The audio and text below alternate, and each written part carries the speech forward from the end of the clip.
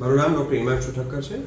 હું છેલ્લા 20 વર્ષથી પણ વધારે સમયથી રાજકોટ ખાતે કાનના ગળાના સર્જન તરીકે પ્રેક્ટિસ કરી રહ્યો છું. તાજેતરમાં જ અમારી હોસ્પિટલ ખાતે એક અનોખો કિસ્સો નોંધાણો, જેમાં લલિતભાઈ વાઘેલા, ઉંમર 55 વર્ષ, રાજકોટના રહેવાસી, 4-6 મહિનાથી શરદીની સમસ્યાથી પીડાતા હતા અને અમારી પાસે બતાવવા આવ્યા. નાકમાં દૂરબીન વડે તપાસ કરતા એવું માલુમ પડ્યું કે એમને નાકમાં જમણી સાઈડ કોઈ મોટો મસો છે અને જે નાકના બહાર સુધી પહોંચી ગયો હતો. સીટી સ્કેન કરવામાં આવ્યો, જેમાં પણ એવું જાણવામાં આવ્યું કે મસો ખૂબ જ મોટો છે.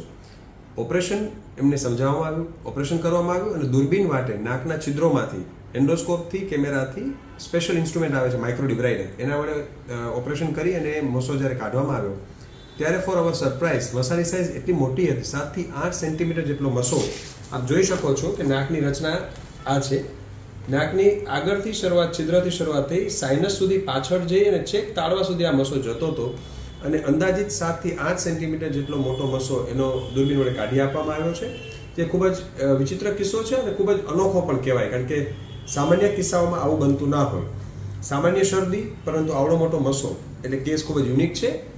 શરદીને અવગણવી ન જોઈએ અને જ્યારે આવી સમસ્યા જણાય ત્યારે વહેલાસર નિદાન કરાવવું જોઈએ, જેથી આવી સમસ્યાથી લાંબો સમય સુધી હેરાન થવું ન પડે. Thank you. હેલો, આ મારા પપ્પા છે, એમનું નામ લલિતભાઈ વાઘેલા છે. અમે પપ્પાની ઉંમર 55 વર્ષ છે. અમે રાજકોટના છીએ.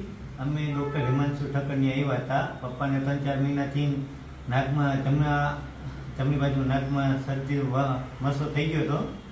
એનું ઓપરેશન કરાવ્યું અમે અને એક દી અમને રજા લીધીને તબિયત સારી છે હવે, અને અમે સાહેબનો આભાર માની છીએ.